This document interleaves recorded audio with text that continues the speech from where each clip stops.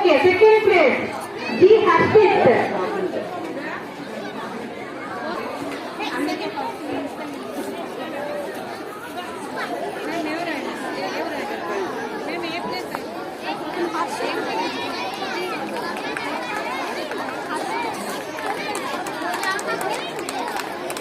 నమస్తే మాంజలు. ఒక 5 నిమిషాలు నిశ్శబ్దంగా ఉండమని కోరుతున్నాను పిల్లలకి. పిల్లలు, ఈరోజు ఒక పండుగ దినం మనం. ఆ పండుగే జాతీయ పండుగ.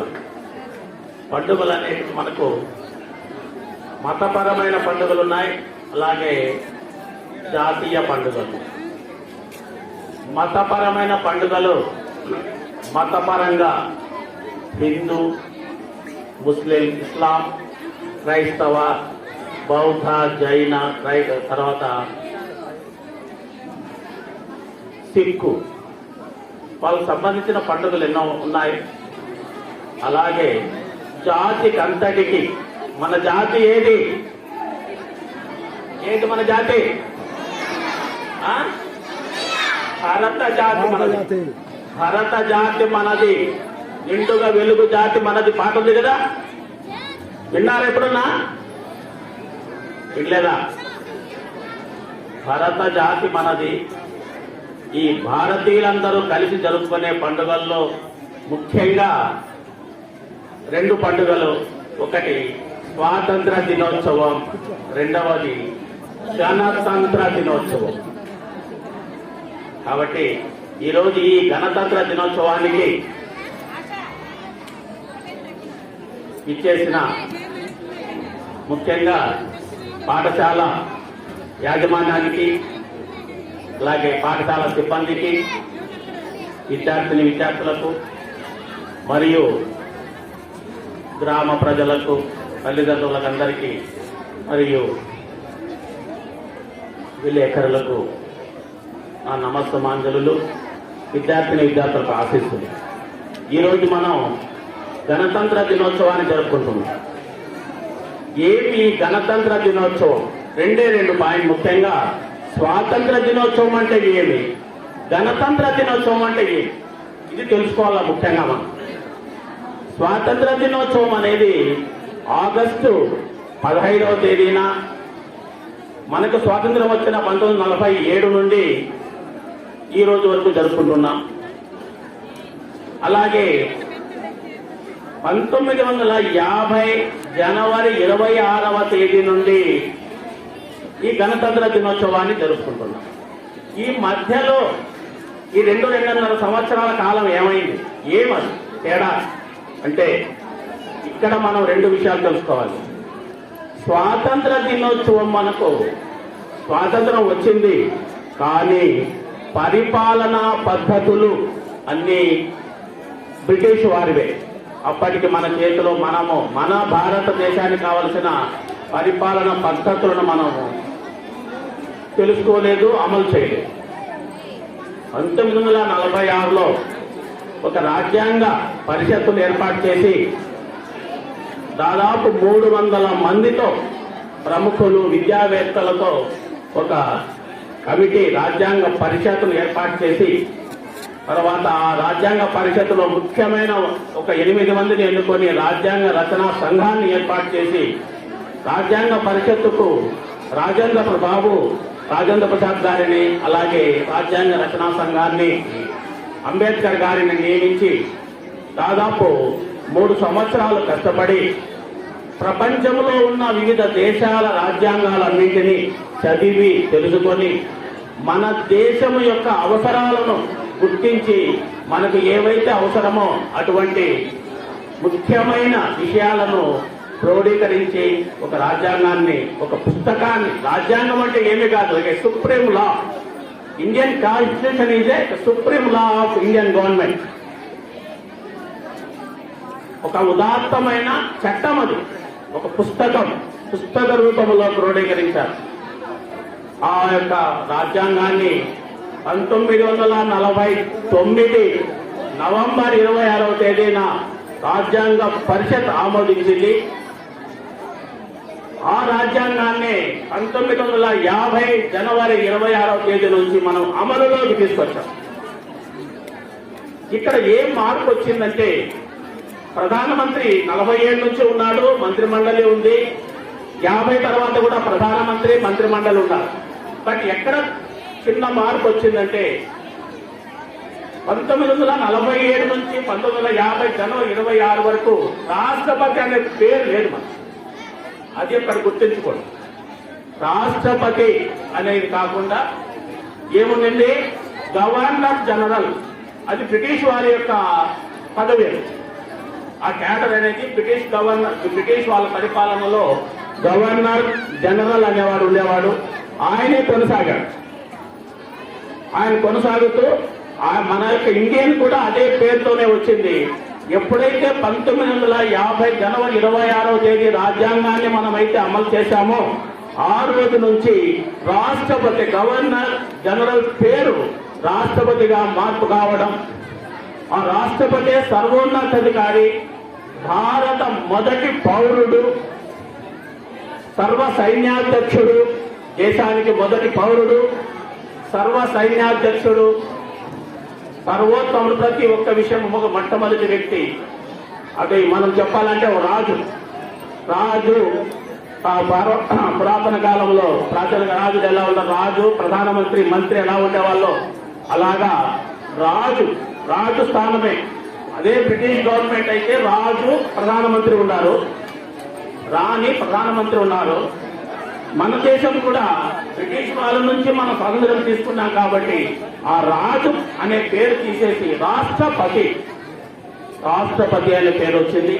ఇకపోతే దీని యొక్క ప్రశస్తత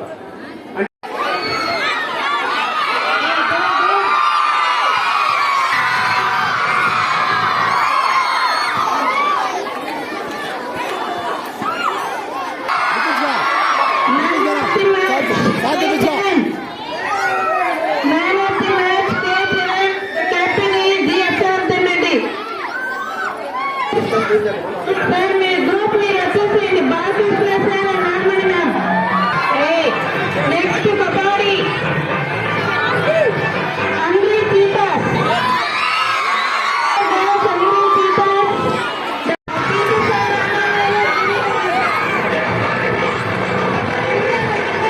नेक्स्ट कोको एयरिंग्स इंडो कैप्टन द टीचर सर बाबा నీ దెబ్బకి అంత భయపడ్డారు.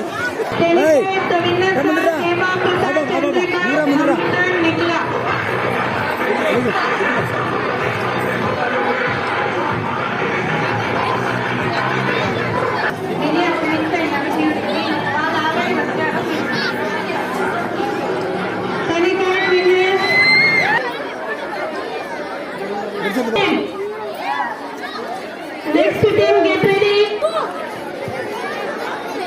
Remaining students, sit down. Next cricket, Sam Natmark Dalare Mariko.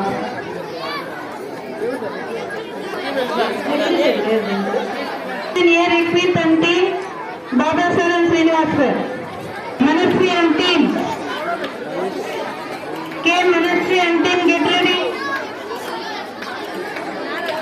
Next team get ready. Coco, Junior Girls, let's see.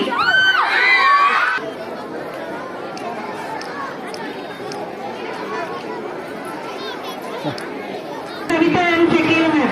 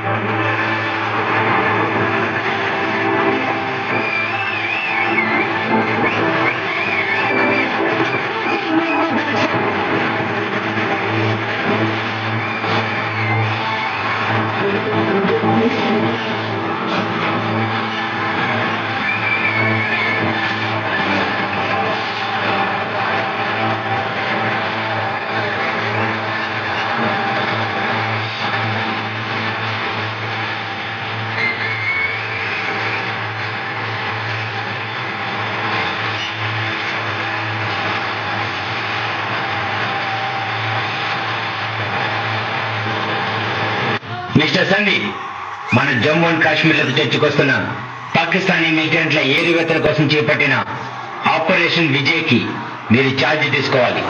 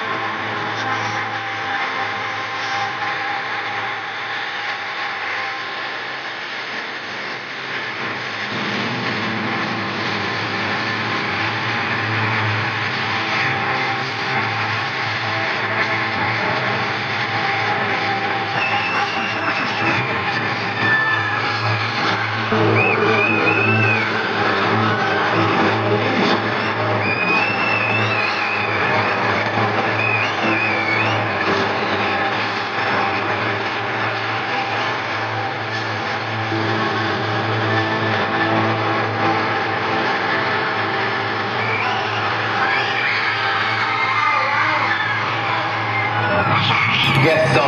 Get ready for the mission. Copy, sir. Major we are surrounded. వాళ్ళ force చాలా ఎక్కువగా ఉంది. మనం ఈ మిషన్ గెలవలేం. అవును, ఎదిరించడానికి ఏముంది మీ దగ్గర? గెలవాలన్న ఒక్క కోరిక తప్ప. మీ విరోధం మీకంటే చాలా ముందు పరిగెత్తచ్చు.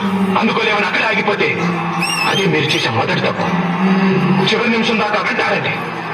ఆగిపోవద్దు, అలిసిపోవద్దు, అయిపోయిందని వెనక్కి తిరగొద్దు. ఆఖరి దాకా పోరాడితేనే ఓటమి కూడా గెలుపవుతుంది. రక్తం పారని, కండలు కలగని, గుండెలు పగలని విజయకాంక్షని శ్వాస అయితే ఊపిరి నాకుట ఎవరితరం. నీ జయం, నీ ధైర్యం, నీ హక్కే నీ సైన్యం. ఆ సైన్యం నీ తోడంటే గెలుపెప్పుడు నీ సొంతం. సావుకు సిద్ధపడ్డవాడే అంగుళాన్ని దాటి గెలుస్తాడు. అలా చావడానికి నేను సిద్ధంగా ఉన్నాను. మరి మీరు